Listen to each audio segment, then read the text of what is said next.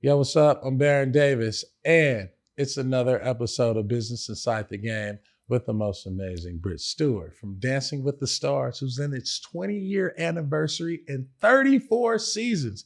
I can't wait to unlock, unload, and cha-cha 1 and 2 on this conversation. Tune in.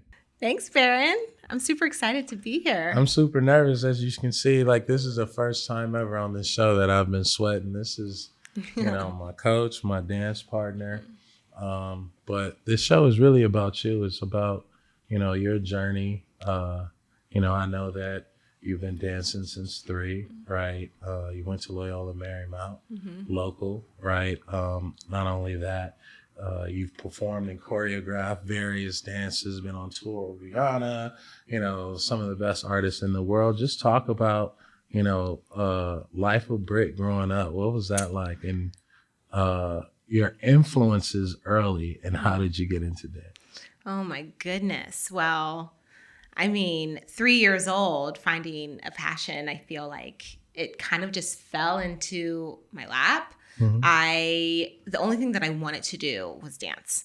My mom tried to put me in, and at 3 years old, so there's really not like a ton to do at 3 years old. Right. But my mom, she tried to put me into figure skating lessons, and I immediately embarrassed her and threw a tantrum on the ice.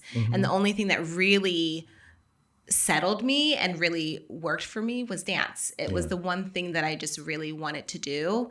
And speaking with both my parents, they told me even as a baby, music was such a prevalent part of our lives. And the only thing that would really calm me down and stop crying was music. My grandma would put on songs and any sort of music and just dance with me.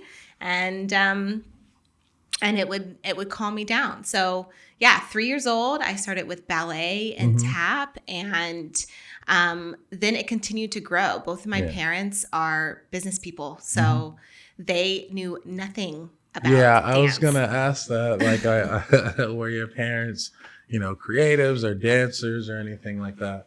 So both my parents would say that they are creative individuals, but creative in business. They grew up in telecommunications, and that's where, that was their bread and butter for years. They both worked for a telecommunications company in Colorado. And then eventually, probably into my teens, like middle school, high school years, they decided to leave the big corporate world, and they purchased a Arby's franchise, and then they also had a staffing agency. That's I know, awesome. Totally random, but they decided they want to be entrepreneurs, and now they are still both actively giving back to the community to now help and foster other specifically minority entrepreneurs. That's so cool. Talk about your passion. And your entrepreneur endeavor, so that people know. So dance. I was super lucky. I got to start my career in dance at a really young age. I started a little bit when I was around 13, but then when I was 15 years old, I got asked to do the High School Musical movie. That's fine. And it was it's been such a blessing, because I feel like big moments in my career have just sort of been divine. Right. And so High School Musical was what kicked off a dance career for me, and was my,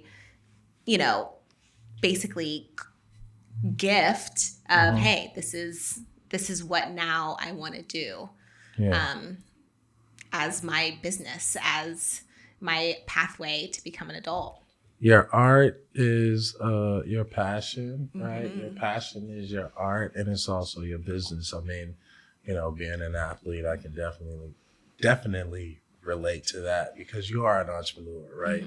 No matter what team you're on, what tour you're on, you still have to be able to almost self-manage and be self-aware to understand your brand. Can you talk about that? Absolutely. I feel like I went through a little bit of a challenge. At first, I was like, this is amazing. My passion is my business. Right. It's me. You know, I am my brand. I Right. am my business. And I think I really, I loved that at first. And then I put too much pressure on it. Yeah. I think, you know, when I was about 23. And also I was going through a lot personally at the time. My parents were going through a divorce, and I was going through my first relationship. There was a lot going on.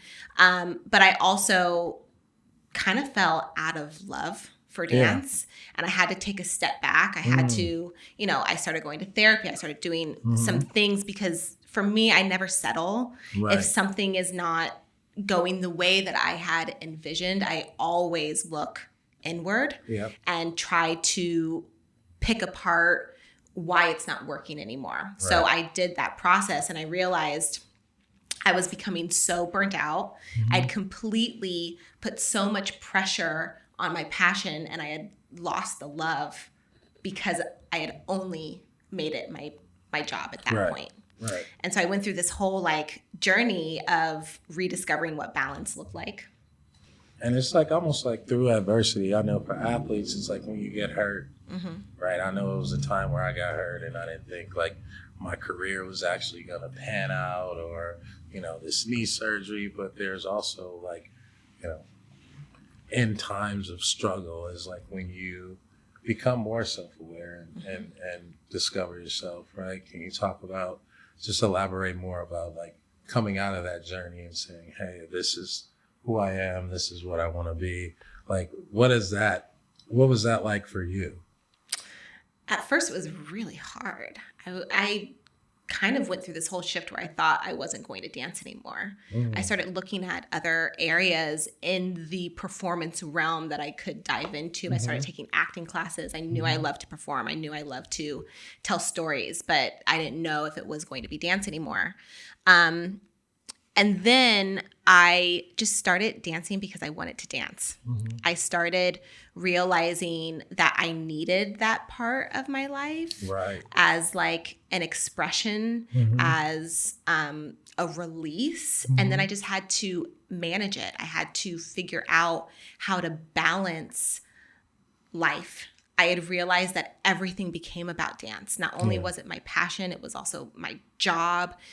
All my friends were dancers, everything. I had no diversity. I had no diversity. My whole world became about this one thing, and that's just not realistic for life. And so I just started to explore outside of myself. And I realized that, in life, you always have to evolve. I believe, for me, I always want to be a student in life. I know you can.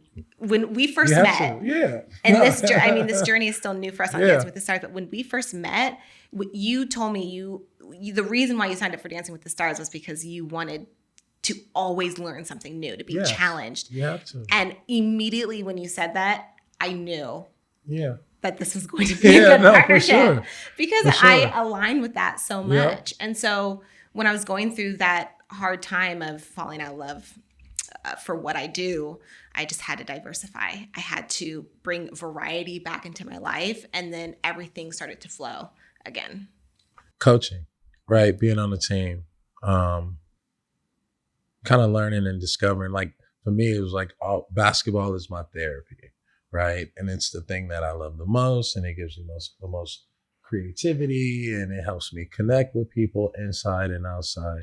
And I think on this show, really, business inside the game is really knowing the business around it, right? And so sometimes you have to take a step back to take, 1,000 steps forward, because you face that fork in the road or that crossroads. Talk to me about when was that moment, right, where you knew okay, this is for me, this is my journey, and more so I'm going to accept this and get back into dance and dive in. I think I've had waves of that feeling. I had it when I was 3. I had it when I first started working. And then again, I don't know if there was a specific moment of aha, this is this is for me. Right. But then I feel like I just flowed naturally back into it.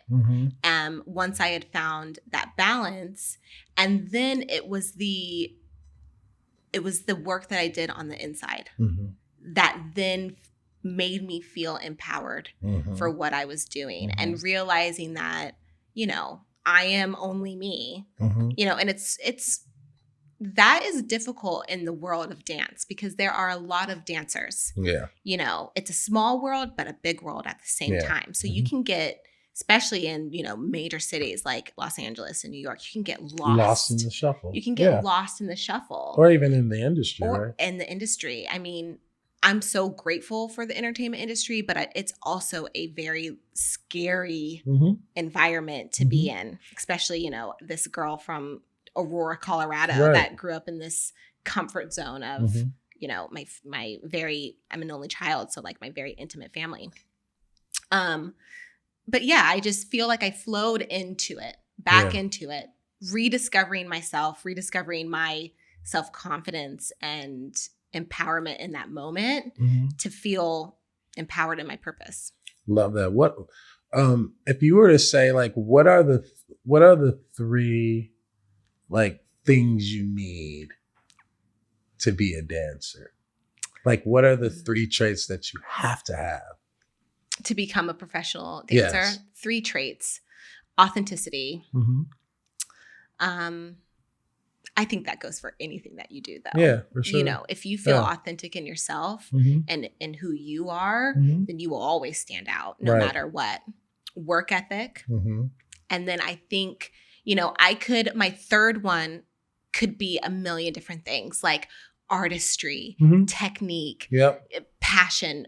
But I actually think it's professionalism, especially in this world. Sometimes within the arts, we get confused that it's still a business. Yeah, it's still a business. I also believe that like my professionalism has now allowed me to have this long career that I've been able to have. Yeah, I mean, and when you put the three together, like even in basketball, it's like if you approach this from a professional perspective and you work hard and you're authentic, right? You're gonna always stand out, and you're gonna overperform, because it's not about the expectations that people put on you. It's always going to be about the expectations that you have in yourself, right? So like confidence happens through almost like these strategies, right? Of being professional, of working hard, being authentic. Can you talk about just with that, like the opportunity,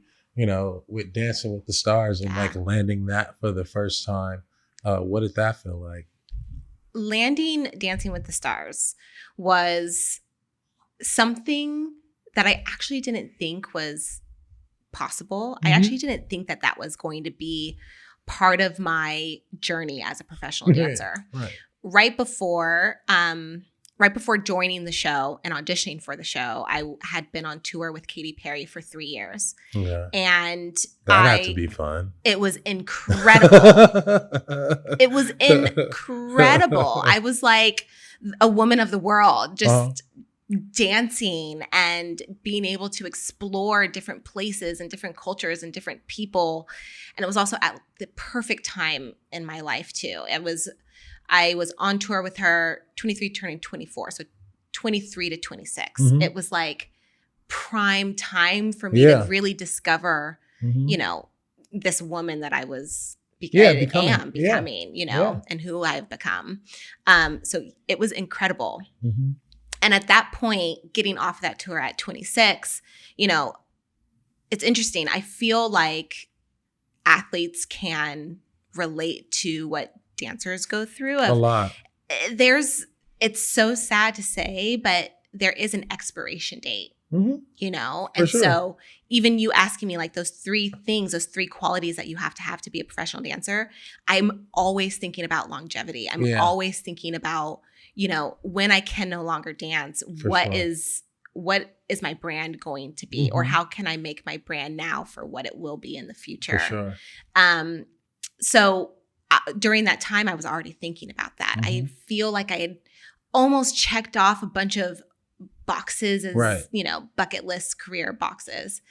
And I remember during that time also, I grew up very spiritual, but I during that time gotten very much into meditation. So I remember I was continuously meditating about, I know this journey with Katy Perry is going to come to an end, and I want to do something still with dance. I don't want to move on from my dance career, but I'm ready for a challenge. I'm ready for something that's really going to push me in a different way. Right. From every aspect. Dance, professional, business, everything. And then I got the call to audition for Dancing with the Stars. And then I wasn't expecting it. I didn't get it at first, but then 6 months later, I got the call to join what we call the troupe, which is the group of dancers. Yeah. And then, at the time, even on troupe, I was the first Black female to ever have like a full-time contract. Thank you. Come on. Contract with Dancing with the Stars. So it was a huge deal. And going through that journey it pushed me and continues to push me in so many different ways that it's funny and a little ironic looking back at the time when I was 26, because I had actually asked for all those things. You did. Unknowingly what was about to take place. But, when I watch you, you're there, you're coaching me, you're training me, and then whether before or after you're doing stuff with the troupe, then you're doing this choreography for someone else. And like the love and the passion that I see, like when you are actually, it's like teaching and showing. It's almost like you're a player's coach, right? Because the one thing I say like reflects with me is the fact that like you can show it and you can break it down into its simplest form.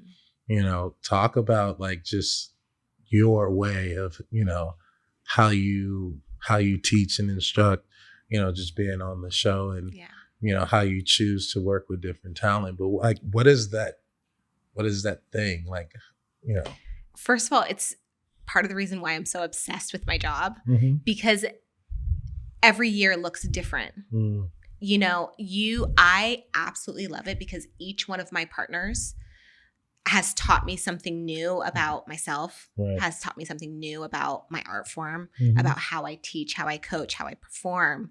And so I am like in a playground with you right now because I'm discovering how to coach you, but also how to be your partner and how to be your teammate. And so it's my favorite thing because I also feel, I know we always talk about, our celebrity partners coming onto the show and how vulnerable you have to be in this experience.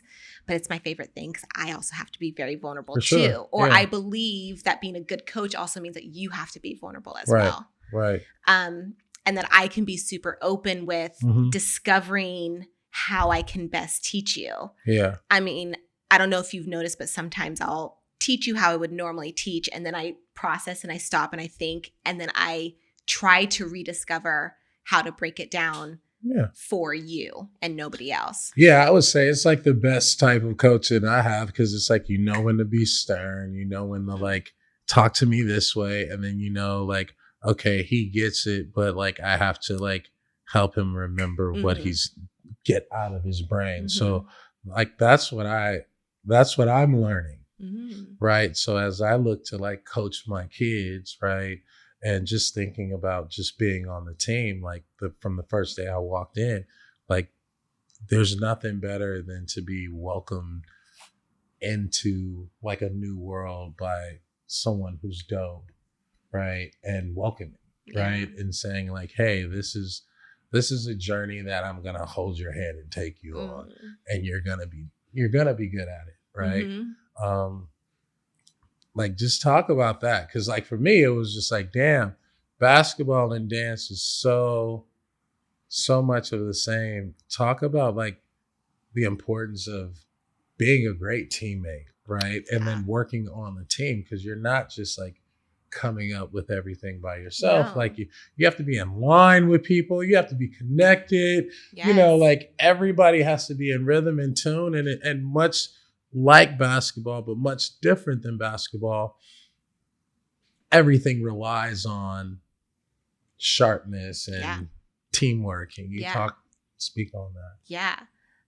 Dance is super cool because, yes, you're right. You have to be in partnership. You have to be a teammate. You have to find this like ebb and flow of give and take. But what I think is so awesome is it's also about connection. Like you have to be so connected with your partner that you both understand each other. And I think it's this really cool process in like within a week of teaching you a new dance of, you know, I have to be your coach and then I have to become your partner.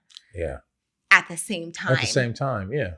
And that connection, that expression also helps being a good partner and a good teammate. And you have to know when to, I mean, now I'm like going into coaching mode because this is also like one of the steps that we're learning is you have to understand when you drive or when you're the passenger seat. Yes. And I think that give and take is good for anything. Speaking of anything and give and take and understanding and being in rhythm and being in flow, I'm super touched by this story of you and Daniel. And then just kind of like being a part of the whole dancing, understanding that being in lock-in, you know, give and take. Just walk me through the story. I mean, the people want to know. I mean, the people know the story. I want to really know the story because, you know, I feel like I'm in class and I'm like, damn, it was so sweet. That's just such a sweet story. I want to ask questions, but I don't want to waste time. No, okay. So now the opportunity. Yes. Okay.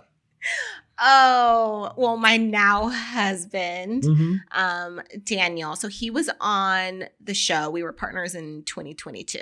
Okay. And I remember Dina Katz, who is our executive producer, but also casting director. She's amazing. Shout out to Dina. Shout out to Dina. She called me a few days before I met Daniel, which is not normal. Like she called me an hour before we met just to give me a little hint of who my partner was. And the reason she called me was because Daniel is deaf and she just wanted to give me a little bit of a head start to like wrap my head around creatively what I was about to do that season. Yeah. But it wasn't enough time to learn sign language. It wasn't enough time to like, you know, research about the community and culture or anything like that. I remember I ordered a poster from Amazon that was the alphabet and ASL and then like how to count 1 through 10 in ASL. Because I figured, you know, if I could learn how to sign 5, 6, 7, 8, that should be pretty good for dance. Yeah. The alphabet, you know?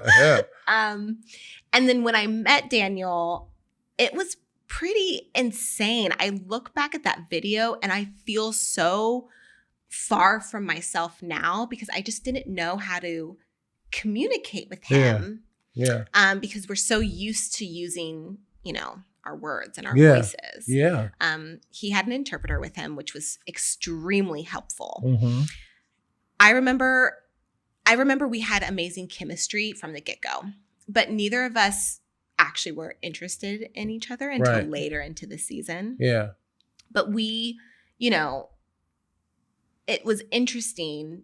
Dance is my first expression. It was my safe place growing up. Yeah. And it was the way that I met my husband. It was the way that we were able to communicate in those beginning weeks before I knew, you know, how to actually communicate and use his language. And so it feels very divine. It feels very like outside of ourselves because really like our bodies were just like, okay, we are connecting through this different expression that neither of us, you know, could have imagined would be how we met each other. But it did. And then, you know, into the season, I started learning more and more sign. Yep. And, you know, now we joke because his interpreter would like, go into the corner and have nothing to do. Have nothing to do. For 5 hours. Basically. For 5 hours. And then when we got eliminated and started dating, again, his interpreter was like, we were like, are you surprised? And he was like, am I surprised? I was basically bored at work because you were doing all the communicating, watching you guys fall in love and you didn't know it. Yeah.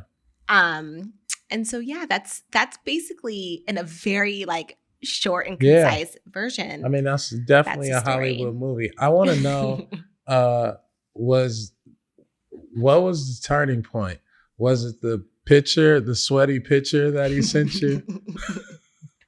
I'll tell this story. Can you tell that story? That actually wasn't the turning point. That was only week 2. Oh, wow. Yes. Week 2, we had a jive. Yeah. Okay. So, and that I haven't taught you jive yet, but jive is hard and it's super fast paced. And so for someone that's deaf, it's like, if you miss one step and you don't have a musical cue, it could be very hard to get back onto the choreography. So we've relied on only visual cues, memory. He had to remember everything. Choreography, he had to learn timing, rhythm, when to go slow, when to go fast. So he was doing like a ton of work. Right. But it just wasn't clicking.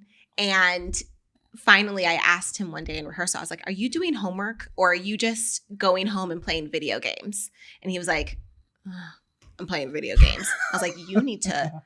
Well, now I've learned this from you. I don't think I said lock in at the time, but now I'm like, now you say it all the time. Like, you need to lock in. You need to go home and you need to practice because you don't know your steps.